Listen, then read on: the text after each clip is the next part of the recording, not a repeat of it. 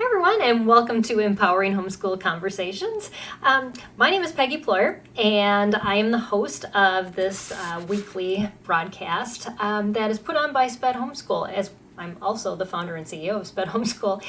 But S.P.E.D. Homeschool empowers families to home educate children with learning struggles.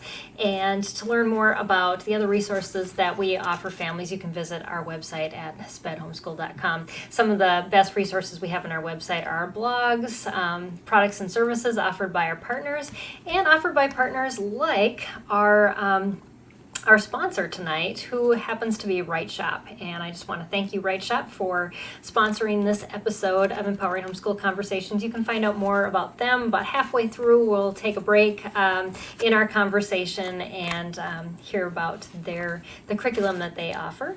But tonight, we are talking about early childhood education programs and why they might not be the best solution, or why you might need to approach them differently. I think that's maybe a better angle to take it at. And my special guest tonight is Marci Melzer. Welcome, Marci, and thank you for joining us. I'm going to read a little bit of your bio.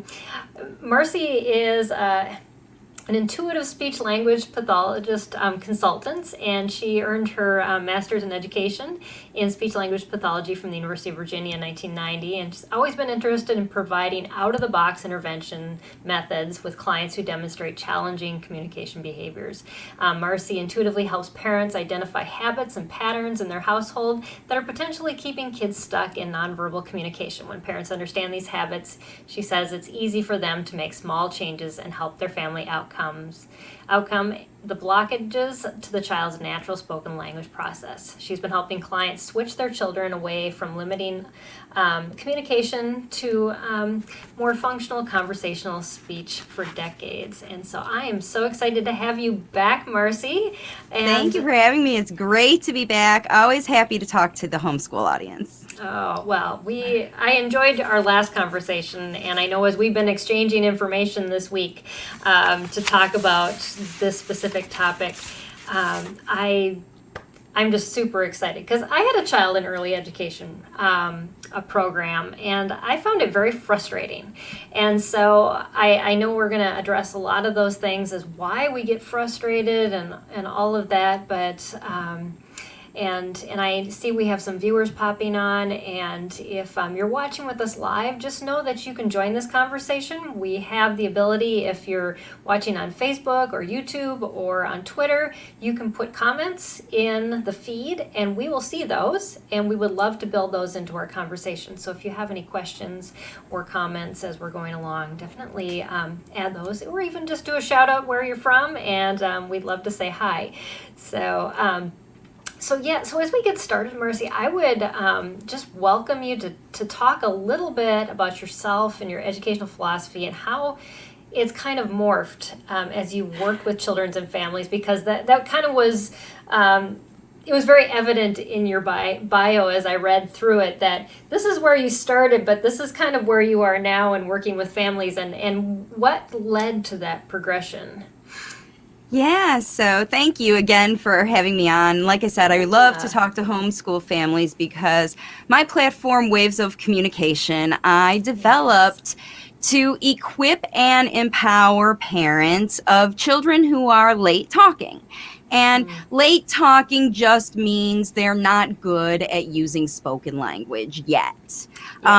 Because the whole point that I like to talk about over and over again is that, all humans are wired for spoken language, and we all have a need to communicate with other humans from the time even before we're born, right? You always know as the mom, what does the baby want, right? While you're pregnant, they start communicating with you through energy even before they're born. But as soon as they are born, it's with cries and behaviors, and it's the parent and caregiver's job to figure out what all that means and translate it and meet the child's needs, and then teach them new things. And basically that philosophy is what I kind of really wanted to get back to.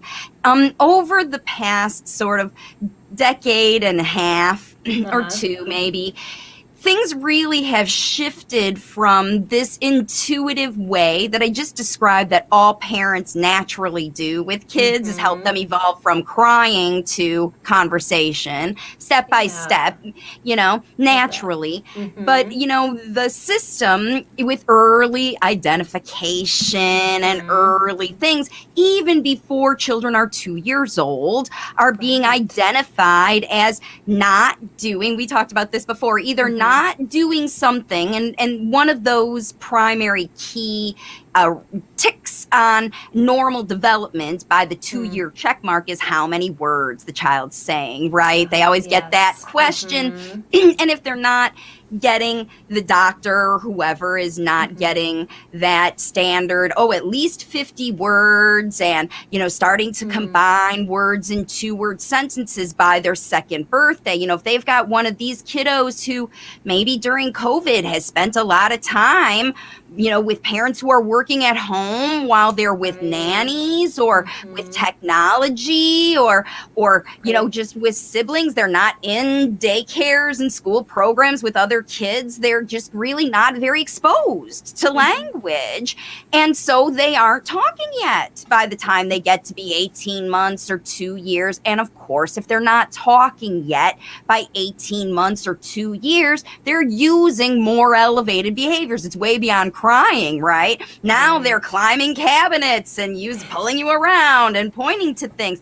But communication still happens. It is, right. Exactly. It's just the philosophy that I've adopted is that it's not necessary to send your kid out to expose them to the spoken language they missed while they were on tech or having ear infections or maybe premature or a million other reasons that they didn't hear the spoken language they needed, and now they're late.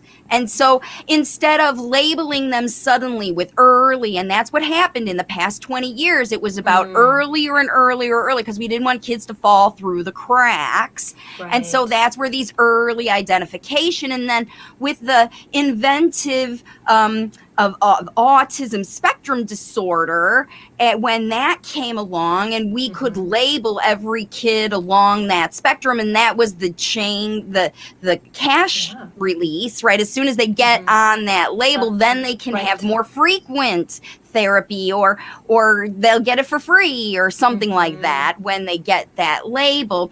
But then with the label, a system has to provide more. So if they've got more kids being diagnosed, which is what happened and with these autism spectrum, then the prescription that goes with the diagnosis is 5 days a week therapy. So the schools are opening these early childhood autism centers for these kids that are late talking, but being identified as having these diseases, because once they identified as having a disease, then they get funding. So that's where these programs are growing and growing and growing and popping up and taking kids earlier and earlier and earlier and earlier intervention, with more structured intervention. Because what can a therapist do with a tiny child at 18 months old to 3 years old to 5 years old in a half an hour a week? How can they teach them anything in one session? They can, if they are the ones who are responsible for facilitating that improvement, they can't possibly get it done in a very limited amount of time, and that's where the frequency increases. Yeah. So that really leads into a good question, though, as to why were these programs established? Because I think that understanding is key to understanding that where while you're it while they're often sold as bring your child here to get them caught up. In fact, that's where they started. It was parent infant education, how to teach a parent how to teach their kids how to talk. Back when I first started, it was you had these early services because your child had real big illnesses. The only ones that got them were kids who were real premature or drug exposed or very, very ill, right? And so kids who were just developmentally delayed because of environmental things, they didn't qualify for these programs because they didn't have a real medical illness. That was the parents' responsibility until some studies came out that proved that, in fact, you can train these things that kids either are doing, are not doing, or they're untrained behaviors that they are using instead of speech, right? Okay. And they're working at trying to train and program the behaviors the parents are looking for, or in fact, not necessarily the parents are looking for, but the schools are looking for, because these are preschool training programs. They are not training kids to be successful at home. They are designed to train kids to be successful in school, because that's where the earlier intervention came from, right? Yes. The earlier we get them in special education, the sooner we get them out of special education, is the philosophy. But the thing is, it's all about having your child be successful when they're in the building. And I saw one of the questions that you had sent me was from a parent a homeschool parent who took their child to a program, right? Who tried it out, but then when it came time for actual, they would have to be in the classroom all the time for the school. The parent wanted to take that full-time education over with homeschooling, and they didn't qualify for services, speech therapy anymore, because the child's not going to be in a classroom, and whatever they were doing, the kid was good enough to be understood. And in fact, the parent was told, bring them back if you can understand them, or if you bring them back and try to put them back in school and they're not successful, then they can get services then. Yeah, and that's a pretty common thing that parents come to us with, that question. And I think that basis of understanding is their perspective is, if this child's not in the classroom, this is an okay thing. But if they're in the classroom, then this is an issue we have to deal with. Right. It's two different places that they're evaluating your child from. And in our mindset as a parent, we're thinking, this should be evaluated from the same perspective. And that we're always looking at this child as being able to function in life. Everywhere. Yeah. Not just in a classroom, but everywhere they go, at the park, when making friends, at parties, when they go to get a job, when they go to, all those other things. And I think we talked about homeschool parents being very resourceful about a holistic education approach, where, again, a parent who has a child who is late talking, and for whatever reason, many kids, 1 in 8 is late talking. So you had mentioned that there are a lot of parents that signed on to watch this, and so everyone watching this either has a child who's late talking or knows someone who had one, and they've been questioned. Did they have a diagnosis? If they tried to go through the system, they probably did, unless their child was high, already starting to say words. But if they were nonverbal by 3 years old, they likely were given an autism diagnosis. I would say pretty much 99%, unless they came with another medical, but that's not even true, because even kids with Down syndrome or premature or seizures, they also get the autism diagnosis because it comes with the funding. So pretty much that's why it doesn't really mean anything to go. Parents will say they've been advised by their doctor to go and get a very expensive developmental evaluation, with pediatricians to get the diagnosis so they can get the therapy and all that stuff. And just remember that you're paying for a systemic solution that is funded through a system, right? It's not going to be catered to your child. It's going to be catered to, how do we mold your child into a systemic situation? Because, again, that's what mass education is, public education is. Yeah. So can you talk a little bit about, because that's kind of like that ages, stages, here's our checklist, and how that all fits into when a child is within this programs, and then maybe kind of flipping it as to a parent who is not within that system, and how we should look at it differently, because I think we get stuck in this. That It's this true. is where my child is, and this is where they're not, and we got to, Yeah. So it's very easy right nowadays to get these guidelines. Ages and stages is one of them. There are checklists to determine what is normal, and there's checklists to determine what is abnormal. What are the signs of ADHD? What are the signs of autism? What are the signs? Because at home, a parent is triggered because they're experiencing issues around, like we said, either a child is doing some communication behavior. And by the way, all behavior is communication. A tantrum is communication, and isolation is communication. It's all communication.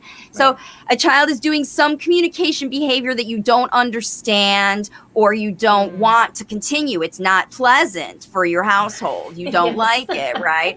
Either that's happening or it's not, right? You want that, whatever it is, to turn into something that you want conversational, natural spoken language that everybody can understand.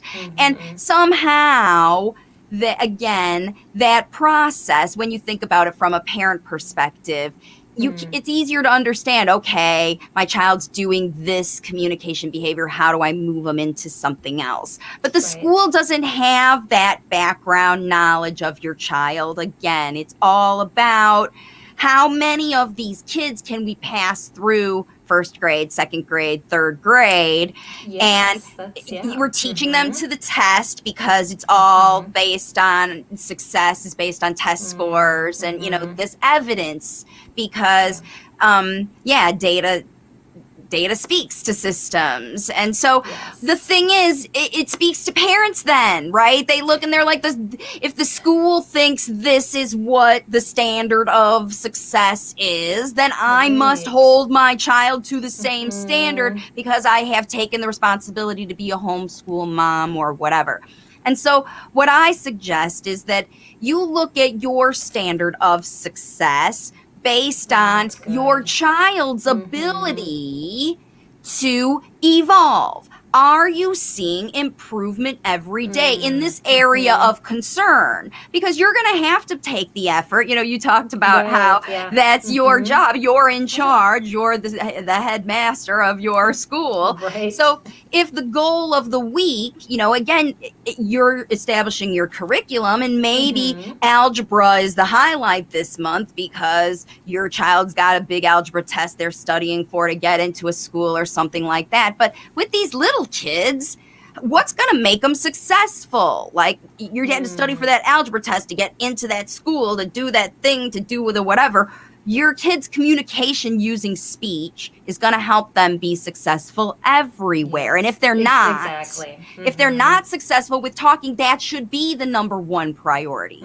It's the first scaffold skill that every child needs. I think that's why parents freak out because they're not talking. And so they push their kids to make them talk more. And the idea behind this is remembering the intuitive thing. That's why we talked about it at the very beginning. What is the approach here that you want to be using? You don't want to be like the therapists that don't understand that when your child looks at you sideways, it means they got to go potty, because you know that. And it's going to take someone else a real long time to figure that out. But if you learn how to interpret that into step by step, every time your child looks at you sideways, you know what to do with that behavior to turn it into spoken language. And then you do it with everything. You turn into a language facilitator and you find those changes. And then when your child has spoken language, they can tell you about, I like this, or I don't like this, or I want to go here, or I don't want to go here, or I do feel like that. Because until then, every parent and caregiver is just guessing those things. You're just guessing. And you're not accurate all the time. The older the kids get, the more they isolate, the more they whatever, the less accurate you get at guessing and reading your mind, the less they'll even rely on you to do that. And then the whole thing breaks down. And that's what we talk about blockages, where my advice to a parent, if you're feeling frustrated by communication behaviors you don't want to see or lack of speech, then start to think about the root of this. Where can you connect with your child better? Where can you talk to them more and provide them more spoken language, because they're missing the models and demonstrations for the language they need. It's that simple. It's that simple with this. Now, I have ways to go about it, and the problem that happens with parents is that they get off track. They forget that they're taking their time and working at their frustrated with the behavior. That stops us, And I think so. Or somebody else says something like, "Oh, how come your kid's not talking yet? Did you Google that thing?" Exactly. And then you go and you're triggered by them or something else. And that's where I intuitively bring parents back to your situation, because it's just the same if you were competing on a math score or a reading arts score or something. My kid got an XYZ on the SAT and your kid got... It's the same.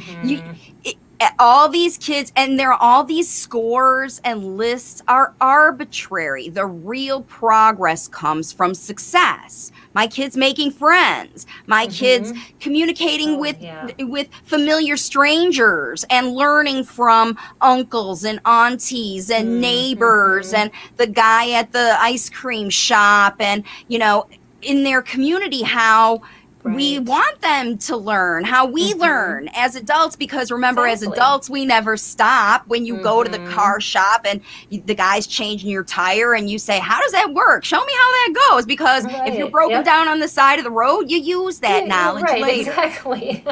Yeah.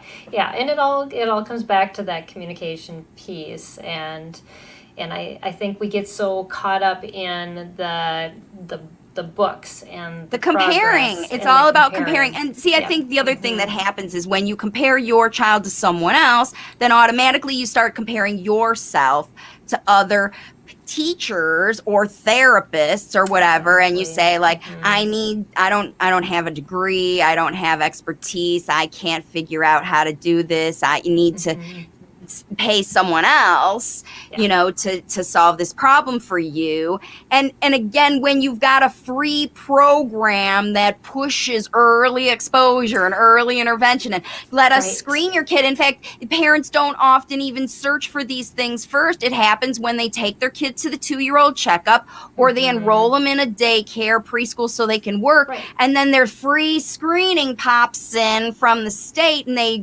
run the checklist on all the kids, and suddenly they get the note home saying Johnny isn't as good as the other kids in these things, or Johnny is doing behaviors the other kids aren't doing, and now it's your problem. Right? To fix your kid, to help them be like the other kids. And I think that's the mindset that can really get parents.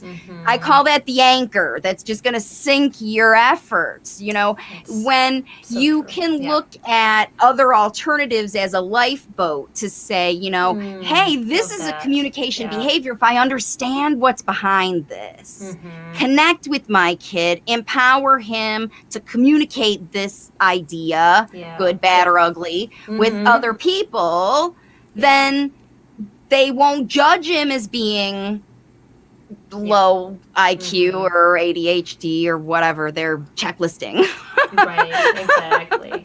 Because other professionals look for disease. I call it dis-ease because there's some problem. There's no ease in their program. Your kid is causing some dis-ease in their program. So they look for a dis-ease in your child. Literally, that's what because otherwise their program was made to be successful, and your child does not fit into that box. Yeah, no, they're breaking it. You're wrecking it. That parents will be told your kid's wrecking it for other kids. Those behaviors, unless you fix those behaviors, other kids can't learn because of your child. Think about hearing that from the place that you trust to help you.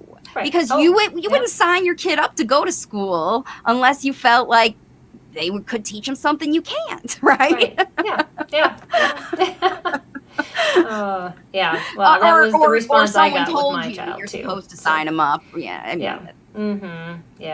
So I would love for you to touch a little bit on this getting caught up, because we hear it so many times, and it's really hard to talk to a parent. So what do you tell parents when they say, well, I just want to get my child caught up, because that's what the early childhood programs are tell us that they can do too. So when our children get into school, but what?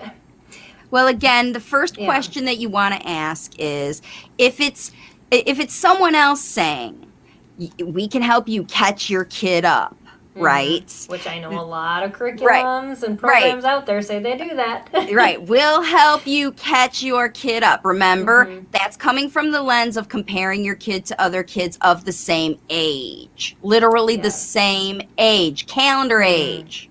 Calendar age. Yeah. Not level of reading, not level of attention. It's just age. It's just age. If someone else tells you catch up, uses that word catch up.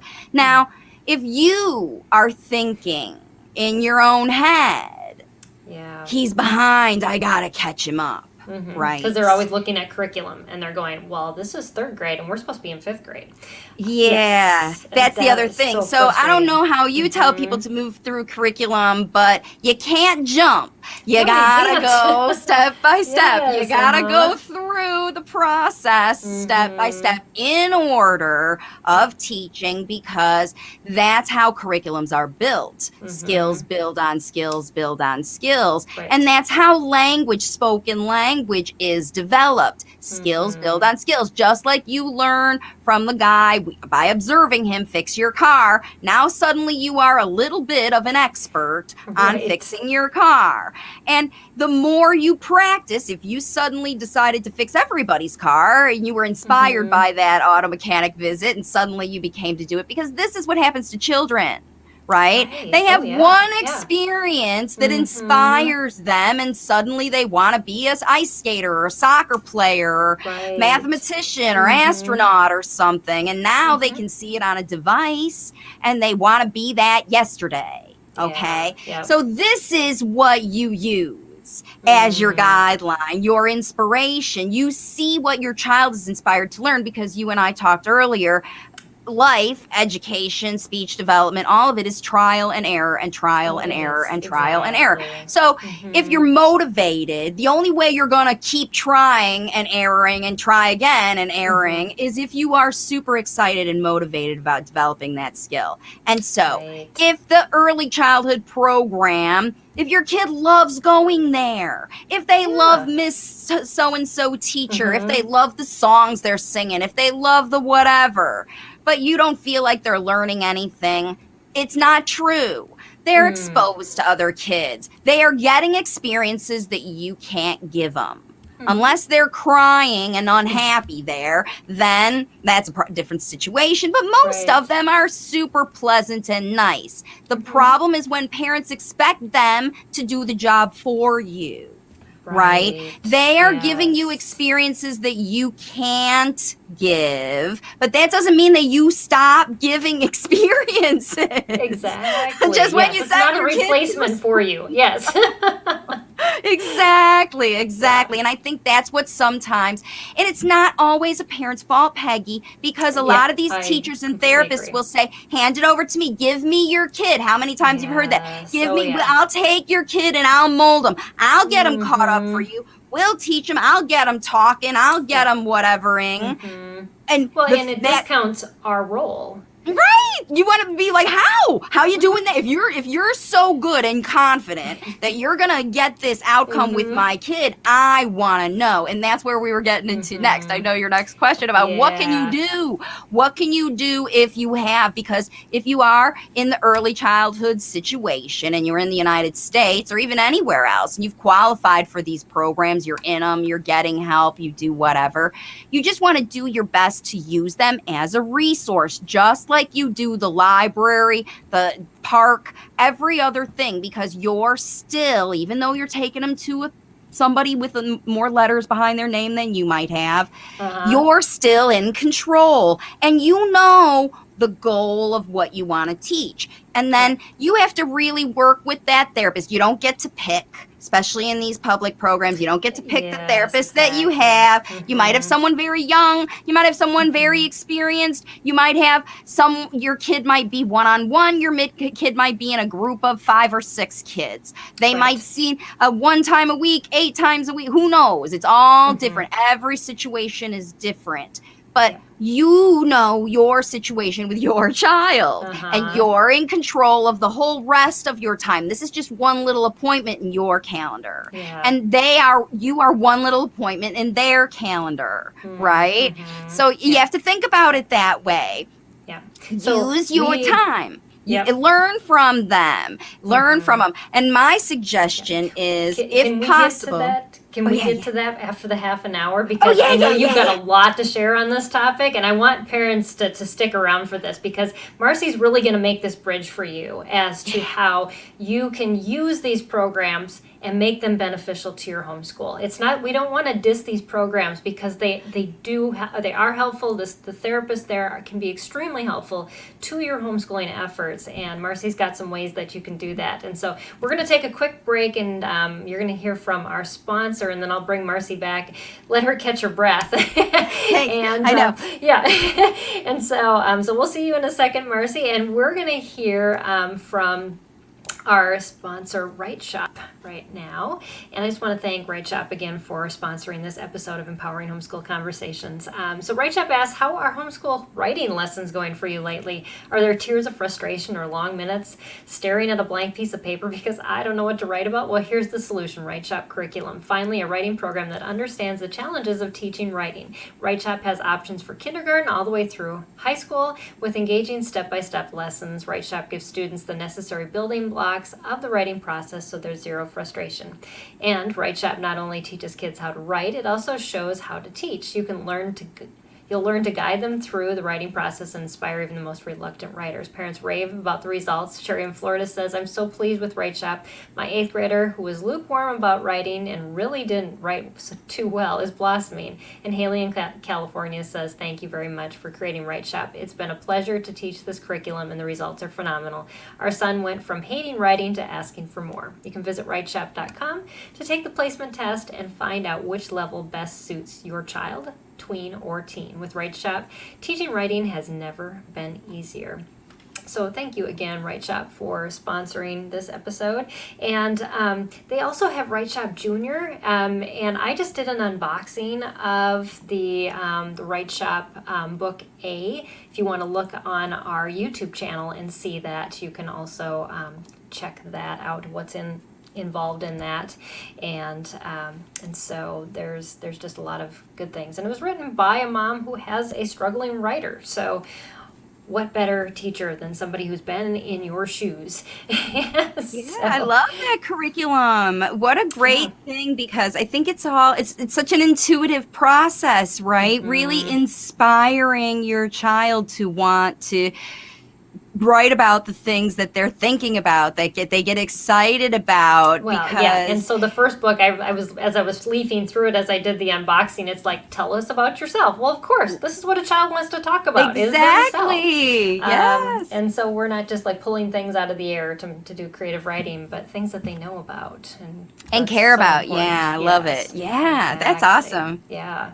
So we're gonna dive into now, and I see we have quite a few viewers watching, so if you want to be part of this conversation with questions specifically related to what we're talking about, definitely dive in and put your comments or questions in the feed wherever you're watching from. And but Marci, we're going to kick this off. I know we kind of ended the first half an hour in talking about just how these early childhood programs can be resources for parents, and how we can approach them just as homeschool parents, so that we can get some of those outcomes we're looking for, but with some of our involvement as well. Right. And so maybe you can talk a little bit about the importance of our involvement first, because I know we kind of ended with that, is that these teachers can't do it all.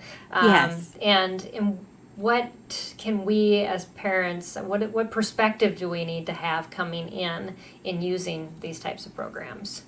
So that's the first important thing, is just like in your homeschool situation, even if you're a public school mom, or, you've got kids that are going to classes, you are still responsible for helping them be successful there, right? You send them with their clothes on, you send them with their right school supplies, you send them with their, tummy full of food and ready to learn, a good night's sleep, all that stuff, right? So the same is true for any kind of experience. You want to equip your child and empower them to have a good time there. Just very much like this curriculum. If your kid's having a good time with whatever, just in the environment, then they're going to be alert. They're going to be paying attention. They're going to be curious about what's going on. If it's too much, if they're, fight or flight, then they're going to, withdraw from it. And again, with any experience, you want your kiddo to get the most out of it. You want them to say, bye, Mom. I'm so good here. I'm learning without you. And you acknowledge the fact that I get it. This is time that you've given up. You've given away to someone else to care for your child. And again, the first step is making sure that it's the right place, that they're getting a good experience. So the main thing is that they're happy, they're having a good time, all of that. So all of that is, the most important, just to really have your child enjoy it and then understand what they're teaching. They're going to tell you, here's our curriculum, here's what we're doing, here's what we're getting. See it for what it is. Accept it for what it is. It might be more limited than what you want your child to learn. Then you know that you're going to have to provide the extra. It could be better than you ever expected. And they're going to teach my kid this and this and this and this. Then you're going to have to learn from them. Right? Because if they are experts and they are intending through this school year for your kid to develop these skills, then they're going to expect you to help them at home to get those things going. So the first step is to really communicate about expectations, because this idea of getting your kid caught up, somebody expects them to work hard, try hard, and get better, because that's the only way it's going to happen for them to move from point A to point B. They expect your child to show up ready to put in effort. Okay. And so the first thing you do is you find out what is expected. What kind of effort are you expecting of my child? What's he expected to do when he shows up here? And then you help facilitate that. And see, first of all, to begin with, is this something my child can do? Do they expect your child to sit and your child never sits? Then you're going to have a problem if it's that basic. If they expect your child to do whatever, then you're going to have to let them know.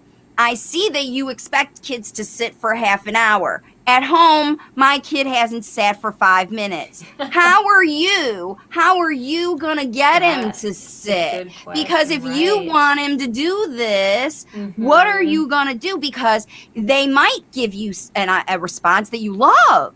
You're like, wow, that works. I'm going to learn from you and do it. Or they could have a method that you don't like, and you want to catch that right away. So either way, you want to know, what are they going to do? Exactly. And if you're not there, you definitely want to know. But if all possible, you want to see it with your own eyes. Go there, sit there and watch, because again, they've already talked to you at their evaluation about these are our goals. We're getting these done. I want to see how you're doing it. I want to watch how you're doing it, because again, in a half hour a week, your kiddo's not going to make significant gain. They need you to do the work at home. And so sit in on the session, and if at all possible, get the last 10 minutes from the therapist to just talk to you.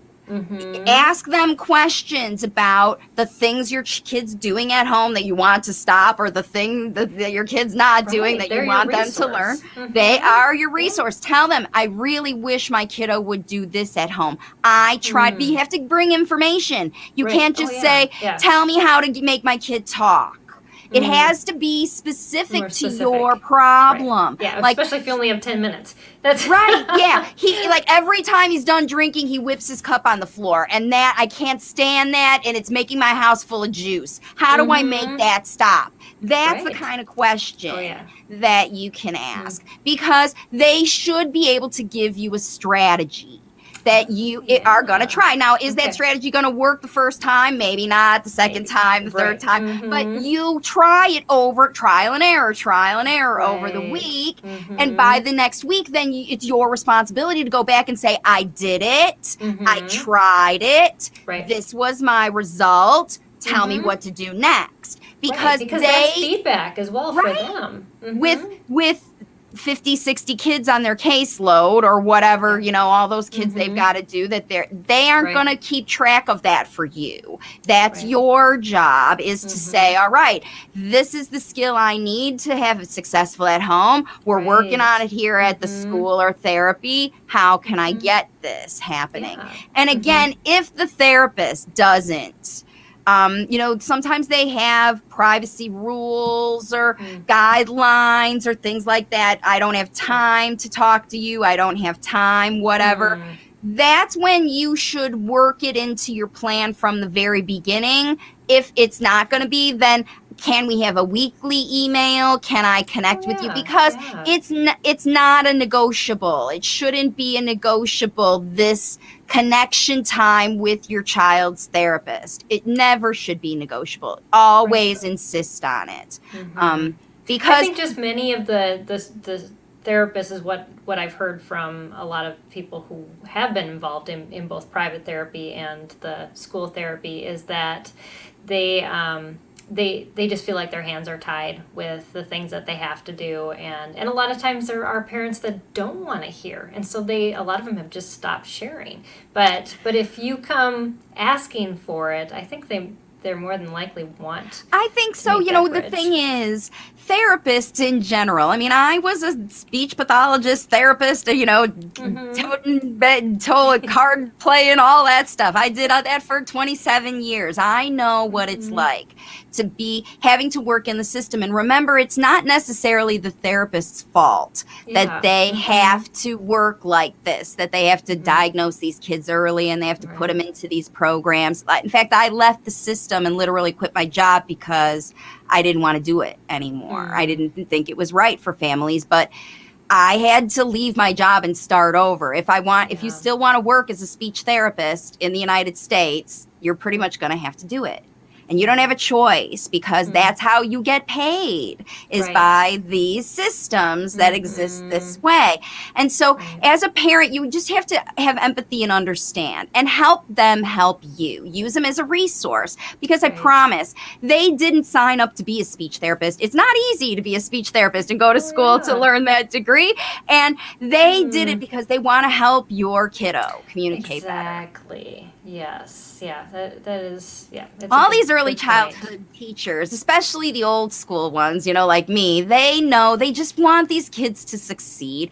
And they know that life is tough at home with these tech devices, and that a lot of parents, you know, you can't help with the kids getting on them, and you know, it's hard. There's a lot of kids that are not communicating the way they should because of access to devices. So that's a big thing. There's lots of information on my platform about that for parents to follow. So yeah, we have a comment from one of our viewers. She said, I was a parent who said no to ABA 40 hours a week when my child was a toddler. 40 hours. She just needed time to be a kid. And I know one of the questions I had in my list was, let's talk a little bit about that play versus therapy. And I think that question really brings up a good point.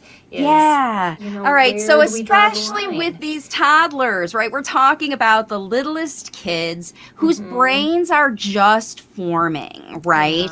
And we want them to learn how to be natural, curious learners, trial and error learners, exploring and falling down down and seeing what's in their world and learning from their mistakes so they don't make them again and all of that stuff.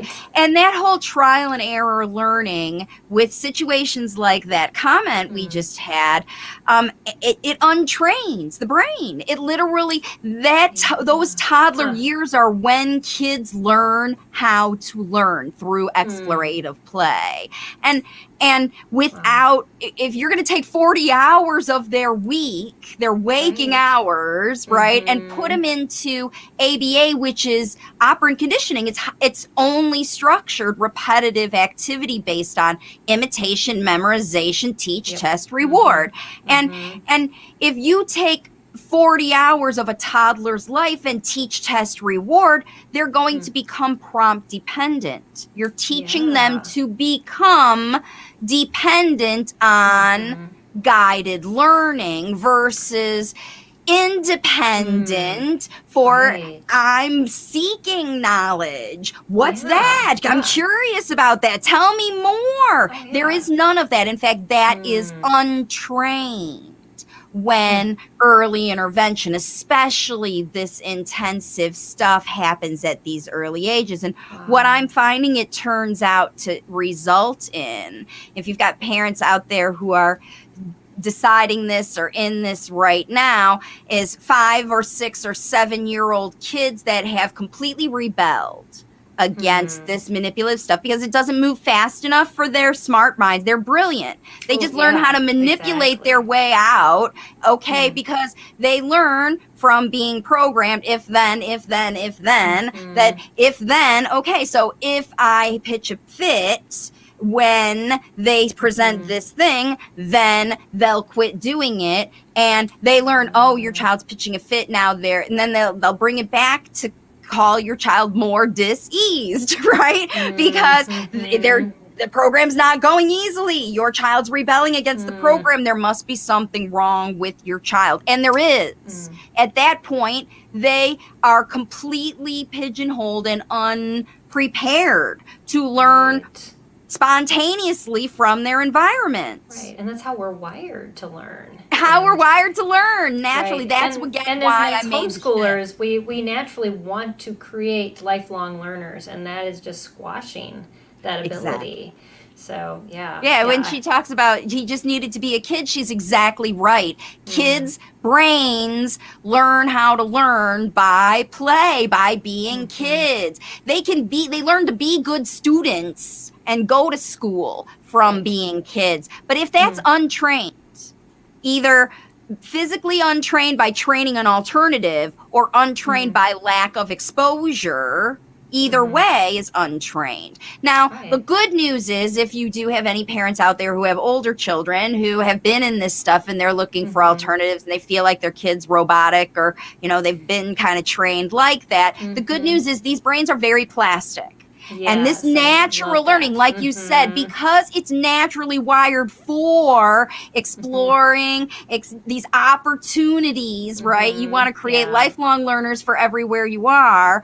That's the more natural way to go. So as soon as you stop prompting, forcing, making your kids catch up by hurrying them along through repeated activities and pressure and things like that, before you start doing that, think about getting that natural wiring going. And again, if it isn't fun, it isn't fun. Just like the curriculum we talked about, just like the experiences we talked about, kids are motivated to learn when they're motivated to learn, right? It's that whole what we call a deschooling process. Exactly. Homeschooling. And it's kind of taking that structure out and making learning fun. And getting to the core of what your child loves. And when you start too early with it, schooling, then, there's jokes that people talk about. People are going to start taking their kids to a therapist to teach them to walk soon. Like, how soon do parents, you know what I mean? You guys, as parents, your children. And parents have been teaching their kids to walk, talk, and read and write themselves forever. Yeah.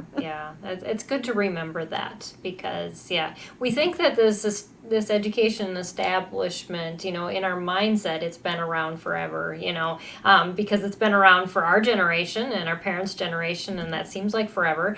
But but in reality, it's a very short period of time. And again, that intuitive, natural parenting just continues on, and that's what homeschooling, the beauty of it is. And so I love that you keep pointing back to that because we have been programmed as parents that we don't have that ability. Oh, yeah, it's so not true. And I don't know, it's unfortunate. Like I said, I think it's probably in the past 20 years that somehow parents have to give up these responsibilities. And the thing is, and parents feel like they can't take the responsibility. It's too hard for them. But yeah, I think that, the situation about learning, and she says I said yes, I didn't say yes. The other mom, she says I did say yes, but not till school age, like second grade.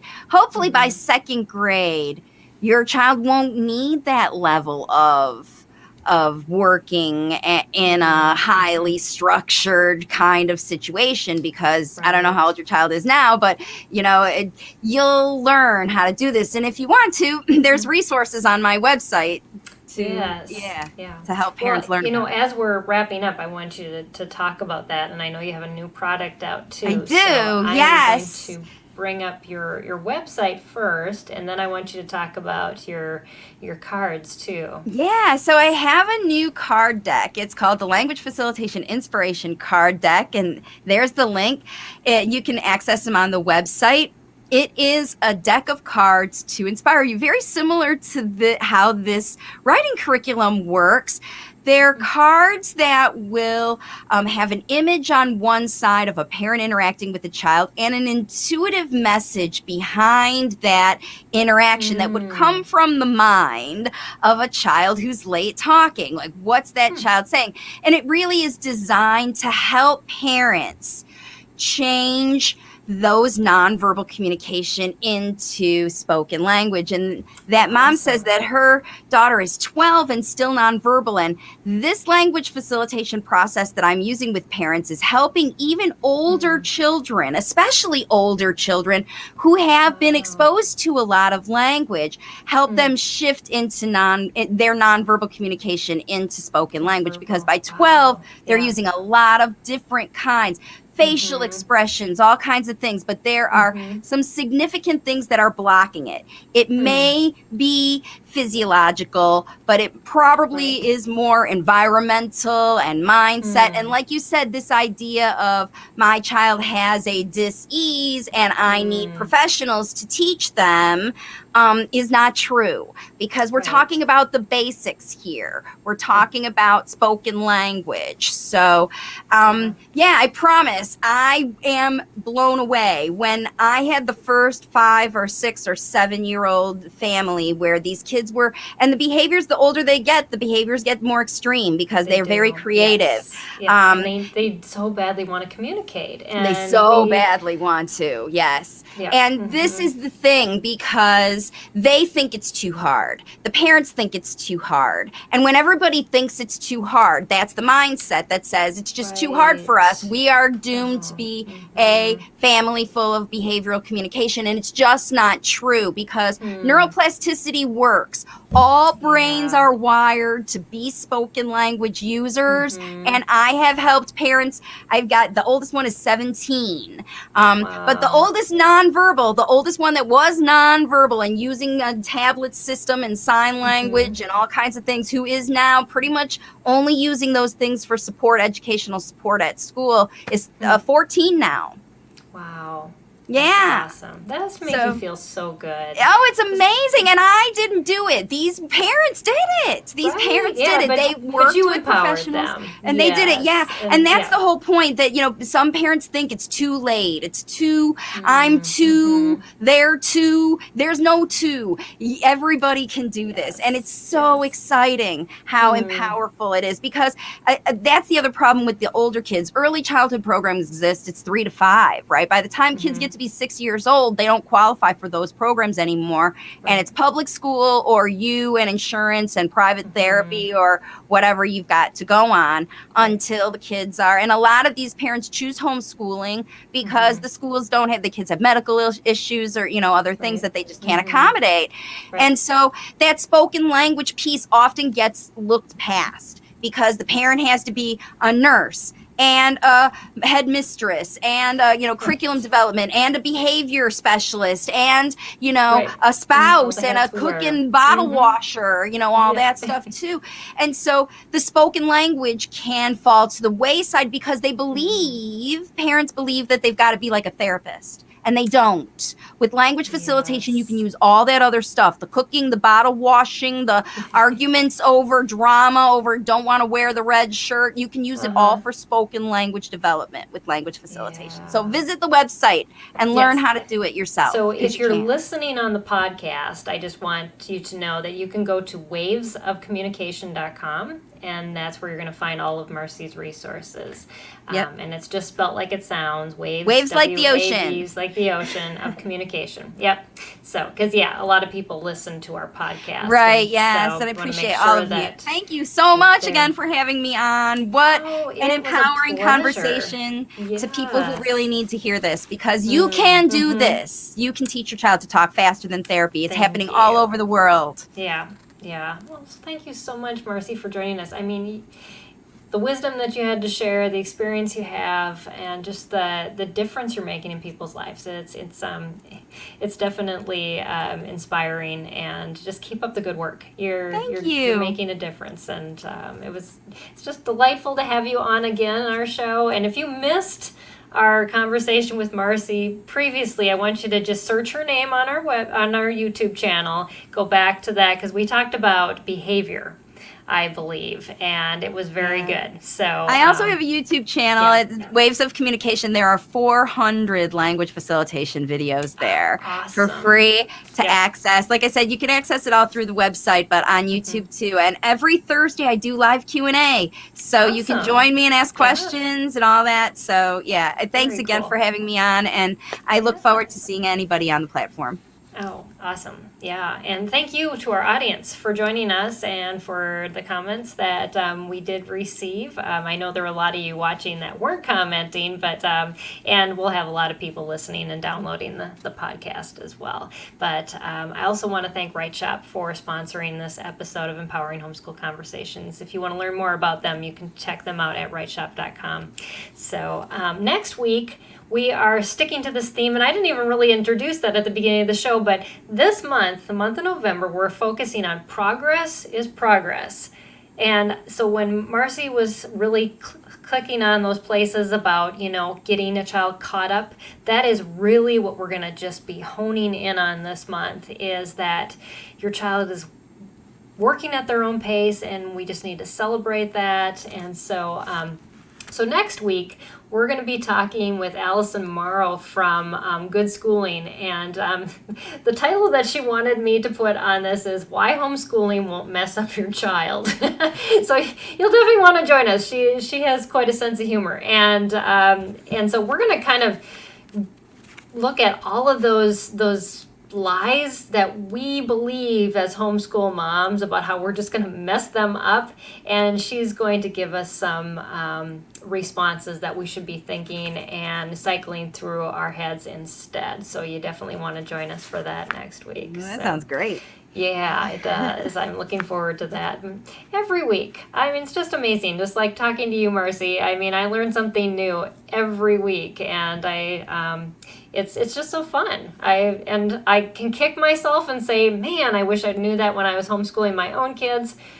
But you know what? That's why we do what we do, because I think all these moms and dads that are out here now in the trenches learning from your expertise, and the fact that you're bringing on people to bring a fresh perspective on things, I think it's wonderful. And good luck to all of you parents out there. I know you can do this. Yes. Yeah. So that's a great way to encourage them, because yes, they can do it. And, of course. Parents are the best language facilitators. That's what I always say. Yes, They are. I mean, God gave you your children. he trusted you with them. So yeah, you can teach them. So thanks everybody for joining us on this episode of Empowering Homeschool Conversations. Make sure that you check out our website at spedhomeschool.com for a lot of different resources. Click on that Get Homeschool Help and you'll see all of the resources on our website. Or if you even look at our homepage, see why we do what we do. We are a nonprofit and we are sponsored by sponsors like Right Shop and all of our partners and donors like you. So you can check all of that out at spedhomeschool.com. So have a great night, everybody, and we'll see you next week right here on Empowering Homeschool Conversations.